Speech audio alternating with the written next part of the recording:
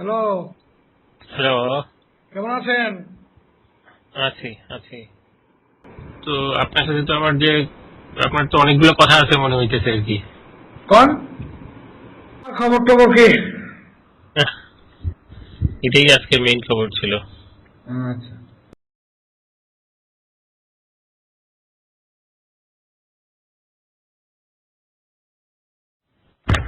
Hello. Hello, আসসালামু আলাইকুম। কেমন আছেন?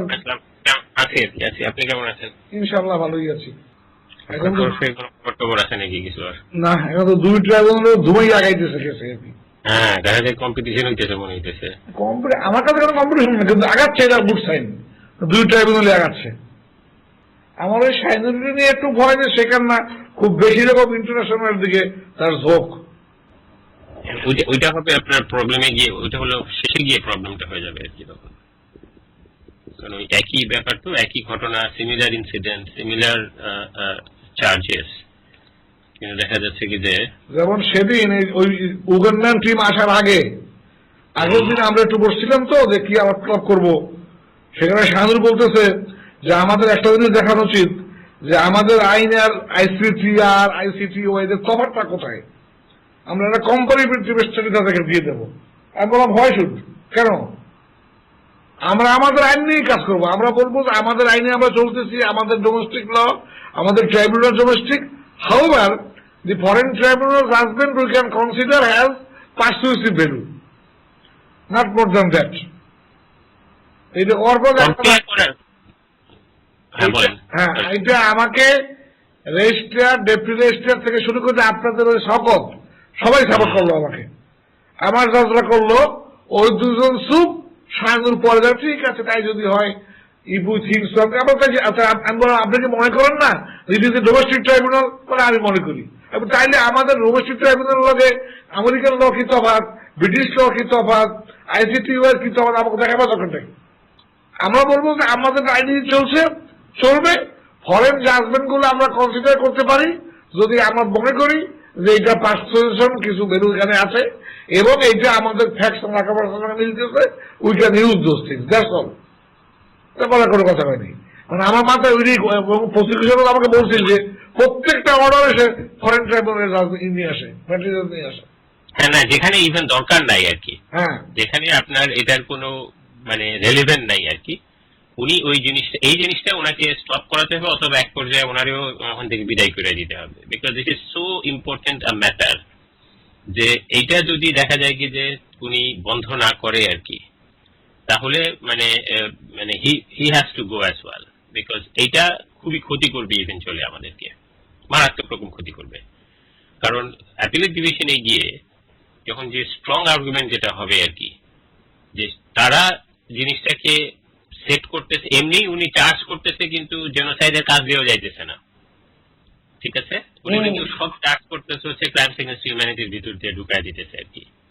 This is also matter of serious concern. এখানে উনি ইতিহাসটাকে অলমোস্ট চেঞ্জ করে ফেলতেছে আর কি। আপনি চার্জটা করেন, তারপরে যদি আপনি মেটেরিয়াল এলিমেন্ট না পান আপনি তখন বাদ দেন, কিন্তু আপনি এটাও চার্জ করবেন না।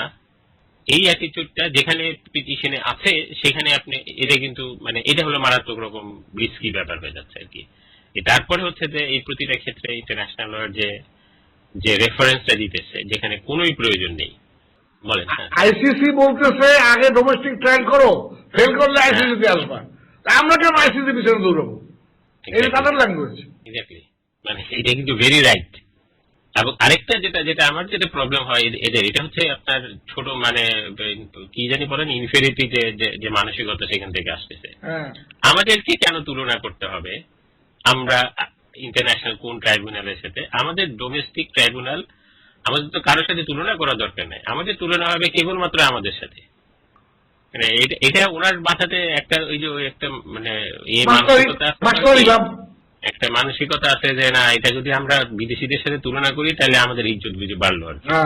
আমাকে মানসিক ভাব আছে তার ভাবনা তো আমি বুঝি। সে মনে মনে মনে করে যে ওই ব্যাপারে আলাপ হইলে তার সাথে বেটারকে কথা বলতে পারবে না, এবং এই দুই দিনে তাকে বোবাই থাকতে হয়েছে। Charge to talk. Obaidul Hasan ওনারা উনি যদি একটু ইন্ডিপেন্ডেন্টলি করে, আমি ওনার মানসিকতা তো বোঝা যায়নি, মানে আমাকে তো চিনি না ওইভাবে। আমি বলতে পারতেছি না, আমি তাহলে বলছিও, সে বলে একটু দেখে দেয়, বুঝছো না কি বলছো ভালো করে, না বুঝলে কোনো কমেন্ট করো না, কোনো ইয়েতে ঢুকে দেয় না। কবির সাহেব না হয় বুঝলাম যে উনি মানে পলিটিক্যালি চিন্তা ভাবনা করে সব কথা বলবে, কিন্তু ওবায়দুল হাসান সাহেবের তো উচিত মোটামুটি উনি হাইকোর্টের জাজ হিসেবে ঠিকঠাক বলে ফেলা আর কি। কবির সাহেবের অনেক সম্মান টম্মান করে দেখে। ওবায়দুল হাসান কি উনি কি পার্মানেন্ট জাজ? তো আসলে এখানে কথা কথা বলা যাবে, এটাই হলো হোপ আমাদের। আমার এমনি ভালো লাগছে ওনাকে ওইখানে অল্প ভেরি শর্ট এক্সচেঞ্জে, কিন্তু এটা বেটার হইতো যে যদি আমাদেরকে একটু বলতো আর কি, শাহিন সাহেব যদি ইন্ট্রোডিউসটা ঠিক মতো করতো আর কি। আর এইবার আসলে আমি ইন্ট্রোডিউস করে দেবো, আমার মানে আমাকে নিজেকে ইন্ট্রোডিউস করে তো আসলে বলা যায় না। না, এবার আসলে আমি দেবো ইন্ট্রোডিউস করতে, আমি স্বাধীনতা করবো ভোট করবো নাকি। মানে ডিসঅ্যাপয়েন্টেড ওই সেন্সে আর কি, যে আমি গেছি যখন তখন এটা উনিই কিন্তু পরিচয় করে দিতে পারে, আমি কিন্তু ওনার খোঁজেই গেছি ওইখানে। আমার এখন আমি তোকে এক্সপার্টও না, ইমেলে ওই আপনার 10টা 12টার পরে পুরান তার থাকে না, আমি খুঁজে বের করতে পারি না, ওই লাইন শেষ হয়ে যায়, ঢুকে যায় কোথায় যায় আল্লাহ জানে। নতুন আসে আর পুরান একটা স্টেপ নিচে নামে, নতুন ঢোকে পুরানটা কেস্টেপ নিচে নামে, এইভাবে পরে কোথায় যায় আমি। আরেকবার বলেন এটা কি মেলগুলো যেগুলো আসতেছে এগুলো আপনি খুঁজে পাইতেছেন, এটা বলতেছেন আপনি? এটা পাই ধরেন ওইটা অন করলে পরে প্রথম উপরের নামটা থাকে এই নতুনটা, তার নিচে থাকে তার আগেরটা, তার নিচে থাকে তার আগেরটা, ঠিক না? ঠিক আছে। এইভাবে পেজ ধরিয়ে দেয়, যখন নিচে থাকে না, ধরেন 20টা থাকে, 20টা 15টা, এর পরের তারা খুঁজতে পাই না। আচ্ছা, এখানে দুইটা জিনিস আছে, একটা হলো যে এই সংখ্যাটা আপনি বাড়াইতে পারবেন, যে 15-20টা থেকে এটা 100টা করা যাবে। আর সেকেন্ড হইলো সেটা হইলো যে আপনি খুব সহজ, যদি আপনি এখনো একটু ট্রাই করতে পারেন, আপনি তো জিমেল ইউজ করতেছেন তাই না? জিমেলে কোনো মেইল জীবনে কখনো হারায় না। আপনি উপরে দেখবেন যে এখানে আপনি যদি মেইলটা খোলা আছে না খোলা নাই, এখন বলেন আপনি যখন মেইলটা খুলবেন, মেইলটা খোলার জাস্ট উপরের দিকে তাকাইবেন আর কি, মানে জাস্ট মেইলের লেখার উপরে দেখবেন যে একটা বড় একটা উইন্ডো আছে লেখার মতো, সেখানে একটা লুকিং গ্লাস দেওয়া আছে, আয়নার মতো, এরকম করে লুকিং গ্লাস দেওয়া আছে।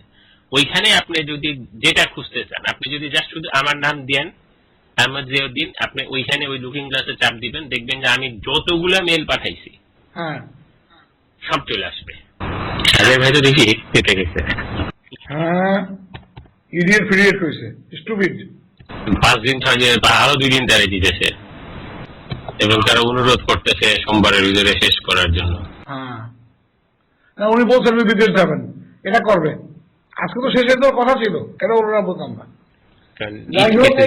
এই পার্টটা প্রথম জাজমেন্টে দিয়ে দেয়, তারপর বুঝবো যে পরগুলো থাকবে কি থাকবে না, বা আমি থাকবো কি থাকবে না, কত কিছু আছে। প্রথম যে আমি দেবো এটা কথা। আপনি আবার কই যাবেন? আপনার বলে একটা জাজমেন্ট দাও, তোমারে নিয়ে আসি, একটা না আগে বড় সাহেবের জাজমেন্টটা দিয়ে দিই। না, এটা তার ল্যাঙ্গুয়েজ আর কি, তার ল্যাঙ্গুয়েজ দেখা যাক। বড় উনি আবার ওইটার জন্য ওয়েট করতেছে কিসের জন্য? না, এদের ভিউ হলো যে অ্যাপিলেট ডিভিশনের জাজদের ট্রাইব্যুনালে রাখবে না, আর গভর্নমেন্ট এড়াবেন রাখবেই, এই যে কি হইবে আল্লাহ জানে। আমি বলছি স্যার, আপনারা আমার অবস্থা কাকে, আমার প্রমোশন হবে না, আপনি বাটা বুদার মাঝখানে পড়ে যায় না আর কি। হ্যাঁ, উনিও তো থাকতেছে আসলে, তো কাজে উপায় নাই আর কি। ওইটা ঠিক আমি জানি না ওনাদের ভিউটা কি আর কি, যে আপনি যে কেস, তো অনেক মানুষই তো এরকম হয়েছে না, সবসময় তো হচ্ছে আর কি, যে আপনি হাইকোর্ট ডিভিশনে একটা জিনিস ডিল করলেন, আপনি এখন অ্যাপিলেট ডিভিশনে আছেন, আপনি এটা কাজ করবেন, তাই না? এটা তো হরহামেশা হয়েছে, এবং এটা তো স্ট্যান্ডার্ড প্র্যাকটিস একেবারে। যদি আগে কেউ করে থাকে, সে পরে অ্যাপিলেট স্টেজে এটা করবে না। এটা ওনার এই যুক্তিটা খুব শক্ত। উনি তো একটা দেন, সিনেবাবু কইছে ডিসেম্বরের মধ্যে 3টে দেন, এইটা গোলাম আজম সাহেব আর এটা থাকা, এই 3টে দিয়ে ফেলা ডিসেম্বরের মধ্যে, তারপর আমরা নিয়ে এসি আপনারা, এবার ওখানে আপনারা লাগবে না, এইসব কথা আর কি। আমাকে যা করেন করো প্রমোশন দিয়ে দেওয়ার আগে। আমার কথা বলুন। ঠিক আছে ভাই, আজকের মতো রাখি। হ্যাঁ, ঠিক আছে, হ্যাঁ, okay, আচ্ছা, thank you thank very you.